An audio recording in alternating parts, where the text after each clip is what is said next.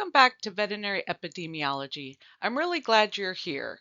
Today we're tying together two big themes, descriptive epidemiology and program evaluation.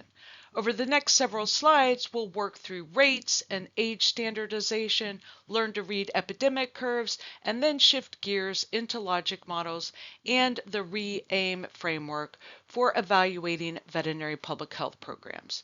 If you're prepping for the ACVPM board exam, this module pulls together a cluster of high-yield topics that show up again and again, so it's worth your full attention.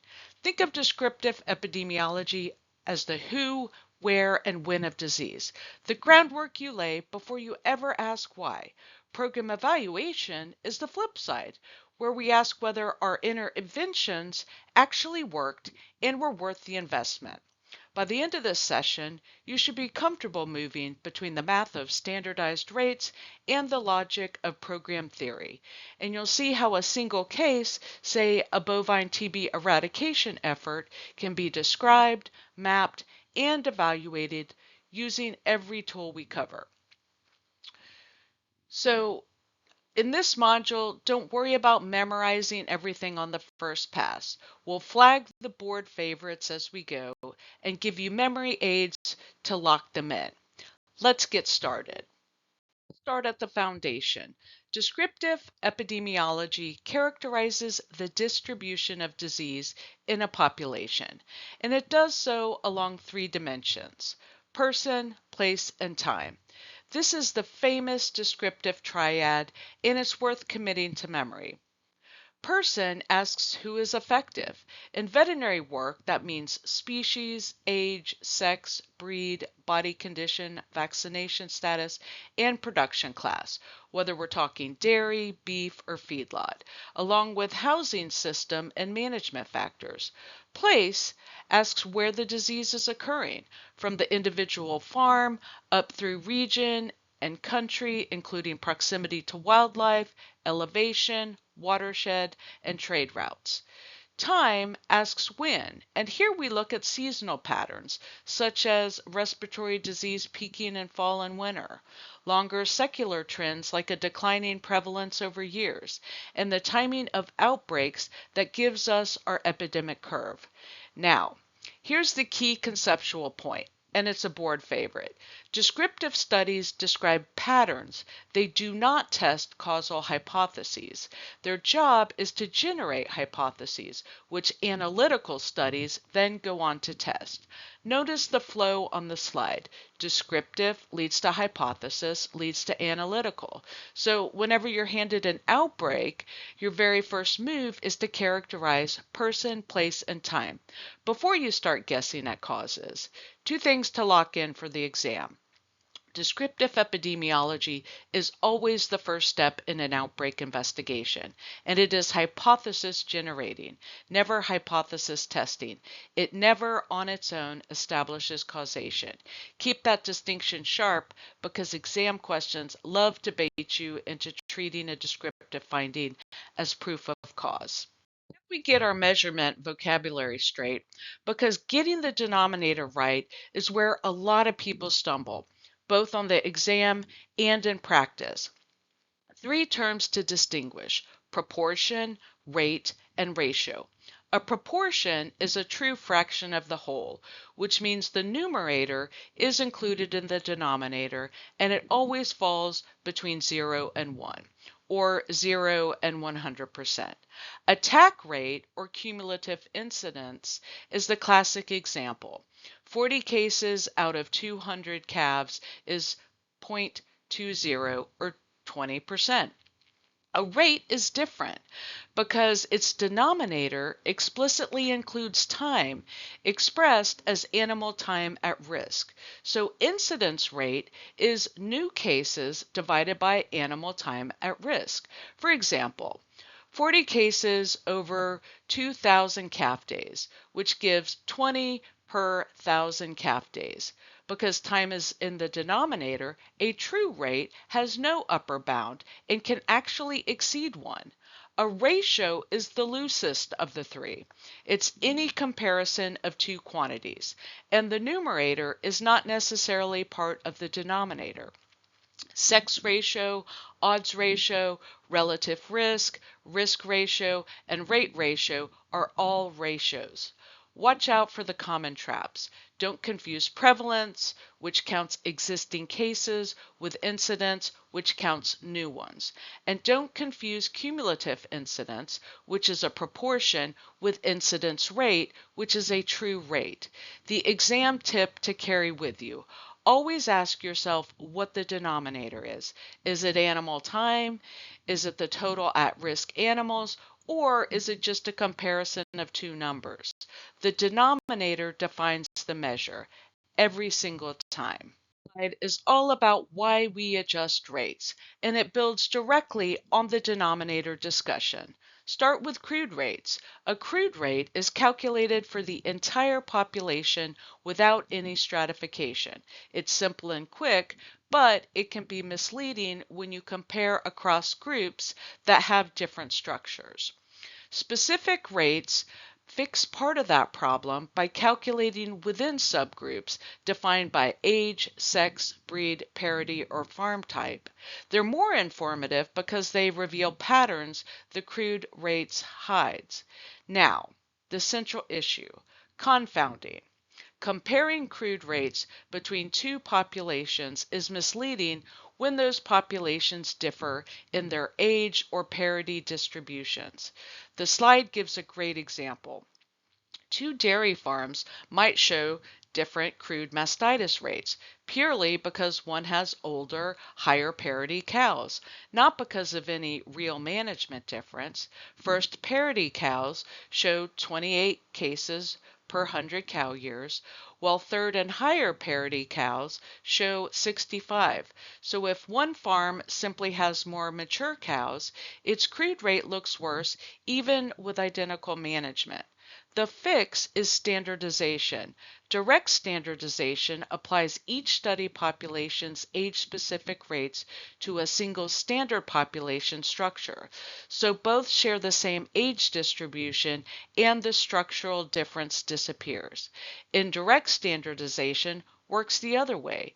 You apply the standard population's rates to your study population to get the expected number of events, and that gives you the standardized morbidity ratio, the SMR, calculated as observed over expected. An SMR above 1 means excess, equal to 1 means as expected, and below 1 means a deficit. Use indirect when your study population rates are unstable because of small numbers. Walk through the actual mechanics of both standardization methods, and this is a genuine board favorite, so let's be deliberate.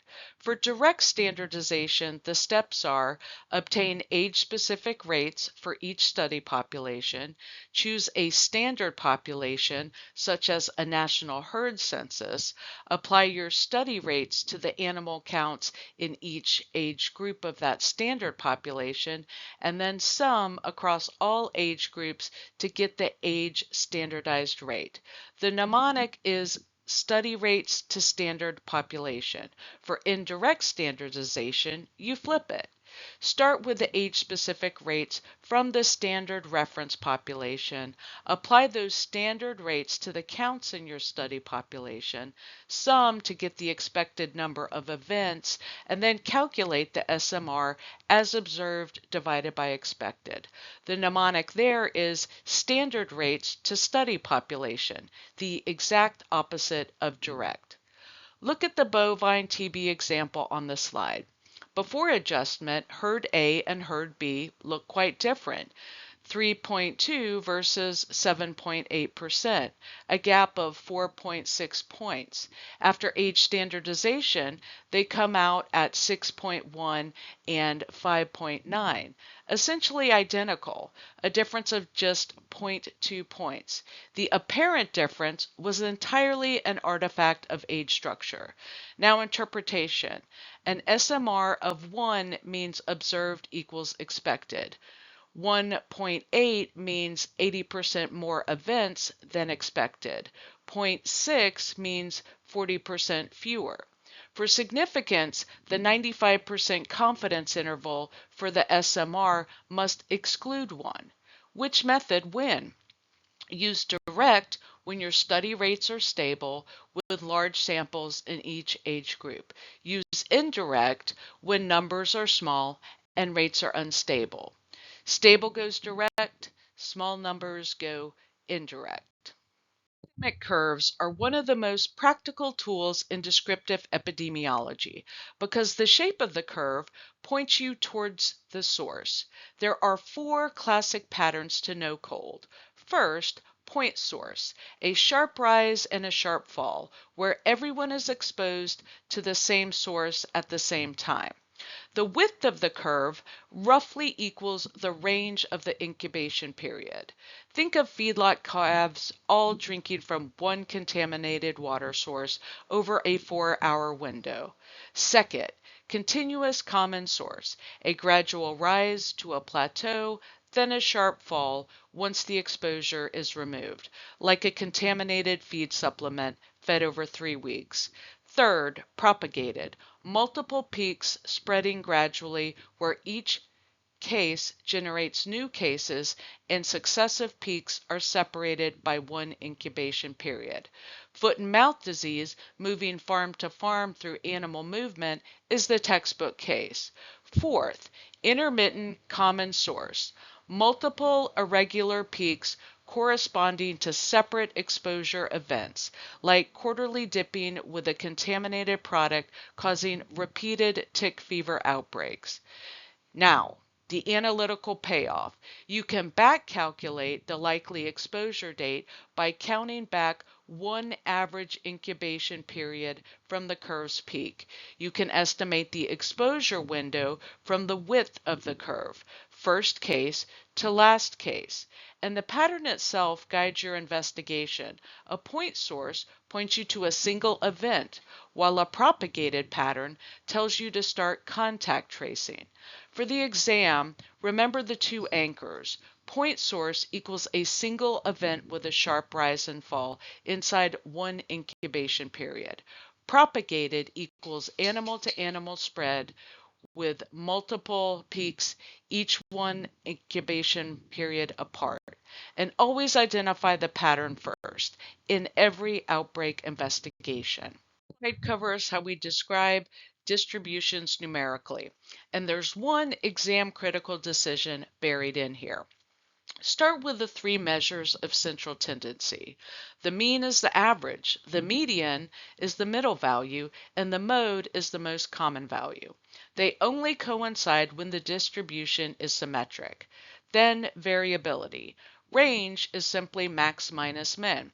Easy, but very sensitive to extreme values. The interquartile range, the 75th minus the 25th percentile, is robust because it captures the middle 50% of the data. Standard deviation is the average distance from the mean and works best for normal data.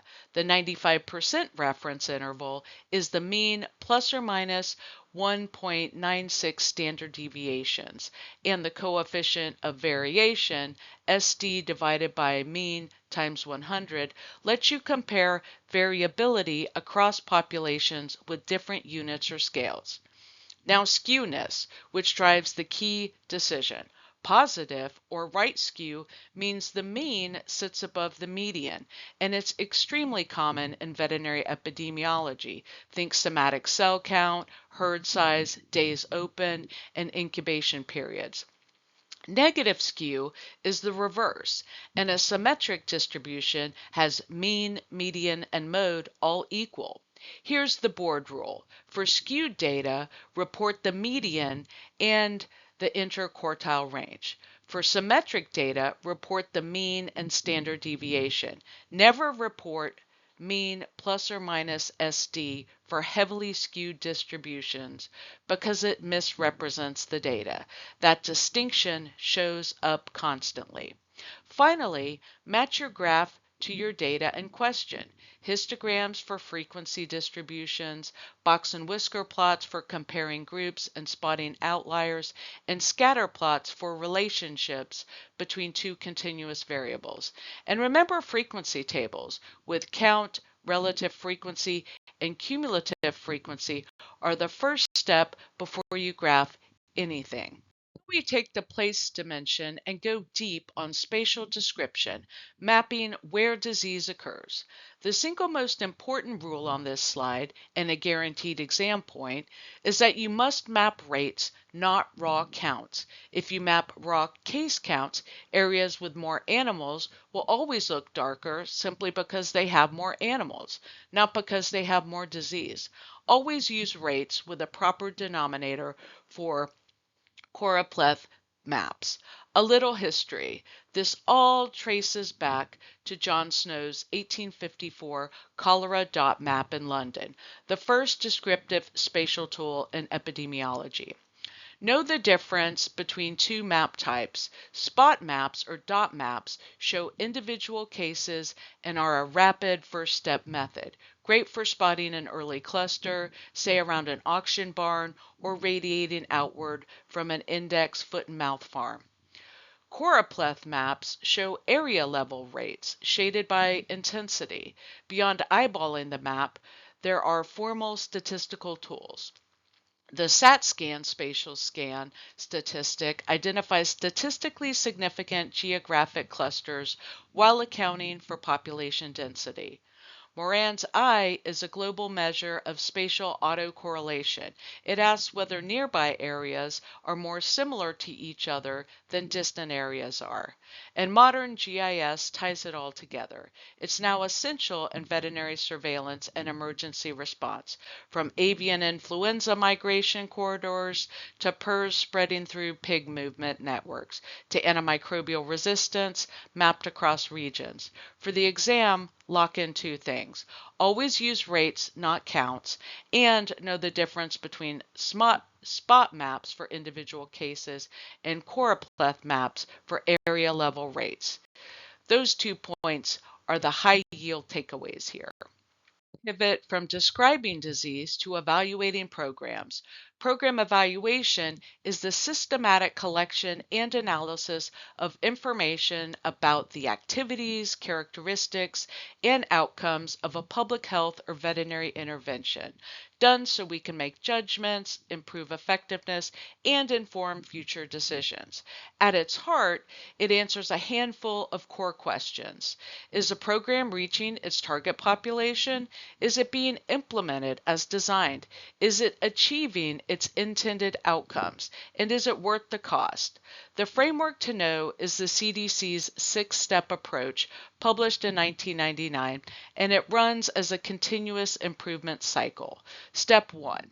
Engage stakeholders, producers, veterinarians, regulators, and policymakers all at the table. Step 2. Describe the program, articulating its goals, activities, and expected outcomes clearly. Step 3.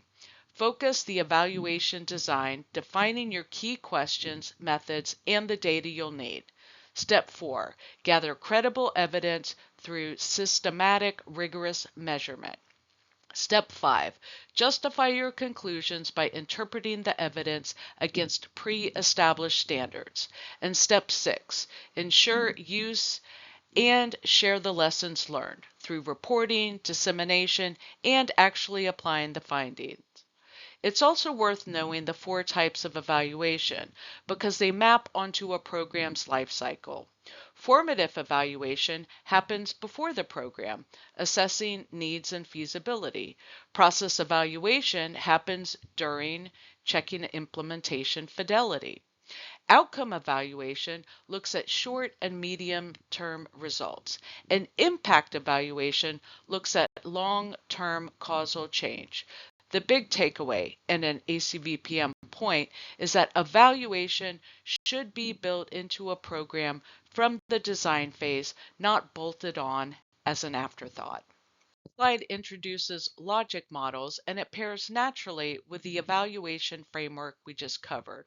A logic model is a visual, systematic representation of how a program is expected to work, its theory of change. It lays out the logical relationships between what you invest, what you do, what you produce, and what changes result. The framework here is the W.K. Kellogg Foundation model, and it has 5 components in a strict order: inputs, activities, outputs, outcomes, and impact. Let's walk them with a bovine TB eradication example. Inputs are the resources invested: funding, staff, veterinary inspectors, diagnostic lab capacity, compensation funding, and the herd movement permit system. Activities are what the program actually does with those inputs: tuberculin skin testing, trace forward and trace back investigations, movement restrictions on reactor herds, slaughter of reactor animals, and indemnity payments.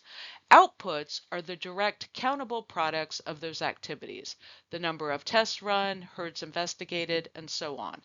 Outcomes are the changes that result, and they break into short, medium, and long term, from increased producer awareness to decreased within herd transmission and better testing compliance, to a sustained reduction in herd level prevalence. And impact is the ultimate goal: complete eradication. Now, here is the single most tested distinction on this slide. Outputs are not outcomes. Outputs are countable products, the things you can tally up. Outcomes are actual changes in animals, people, or conditions. The exam loves to test whether you can sort an item into the right bucket. So memorize the order: inputs, activities, outputs, outcomes, impact, and keep that outputs versus outcomes line crystal clear. AIM is our comprehensive evaluation framework, and it's a favorite in veterinary public health and One Health work, so know it well. It comes from Glasgow and colleagues, published in 1999, and the whole point is that it assesses both the efficacy of an intervention and its real-world translation, not just whether something works in theory, but whether it works on actual farms and in actual clinics.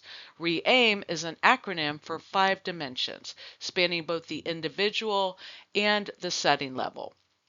R is reach, an individual level measure. What proportion of the eligible target population actually enrolled?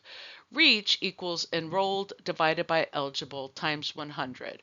For example, what percentage of dairy farms in a region signed up for the Johne's disease control program? E is effectiveness, the impact on the primary outcome among participants, assessed with a pre, post, or comparison group design, such as whether enrolled farms showed significantly lower within herd Johne's prevalence at 3 years versus non-enrolled farms. The first A is adoption, a setting level measure. What proportion of settings, farms, clinics, or regions invited to deliver the intervention actually did so? I is implementation, which asks whether the intervention was delivered as intended, measuring completeness, consistency, and cost. Did farms complete all the recommended testing, culling, and biosecurity steps on schedule? And M is maintenance, whether the effects were sustained over time and whether settings kept the program going beyond the initial project period. Are Johne's-free farms still at low prevalence at 5-year follow-up? The trick for the exam is keeping reach and adoption straight. Reach is about individuals enrolling. Adoption is about settings taking the program on. Sort those two, and re-aim falls into place. It is where everything we've covered comes together in 3 real veterinary program evaluations, and it's a great integrative review. The first case is the bovine TB eradication program in the United States, a long-term impact evaluation. Here, we track herd level prevalence, both crude and region standardized, the reactor rate per thousand tested, and the number of herds on restriction. The prevalence trend declines across decades from the 1970s through the 2000s, down to WOA recognized free status, and you can lay the full logic model over it. Inputs through activities, outputs, and outcomes all the way to that free status, and run every re-aimed dimension across it. The second case is a Johne's disease control program, combining process and outcome evaluation. Process evaluation looks at the enrollment rate among eligible dairy farms. Outcome evaluation compares within herd ELISA prevalence at enrollment versus 3 and 5 years. And impact evaluation compares program versus non-program counties. The key re-aim finding here is a flagged weakness in adoption, low uptake by the veterinary practices meant to promote the program, a nice reminder that a program can work yet still fail to spread.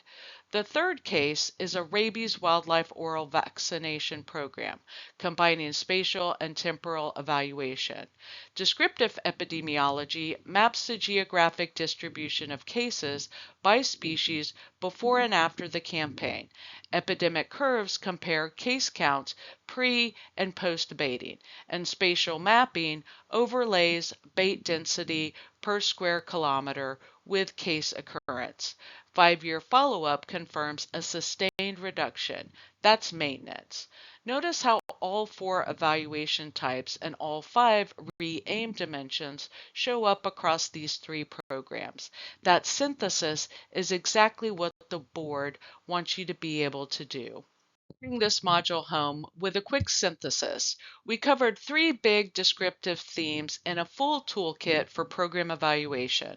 First, descriptive epidemiology characterizes disease distribution by person, place, and time, species, age, sex, breed, and production class for person, geographic clustering, farm type, and region for place, and seasonal variation, secular trends, and outbreak timing for time.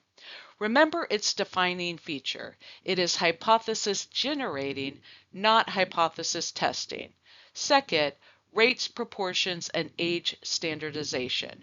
Crude rates can be confounded by differing population structures. Specific rates reveal subgroup patterns. Direct standardization applies study rates to a standard population, and indirect standardization applies standard rates to the study population, giving you the SMR as observed over expected, where greater than 1 means more events than expected. Third, epidemic curve patterns. Point source gives a single sharp peak within 1 incubation period. Propagated gives multiple peaks, each 1 incubation period apart. Continuous common source gives a gradual rise and plateau, and intermittent gives irregular multiple peaks, and you can back calculate from the peak to estimate the exposure date.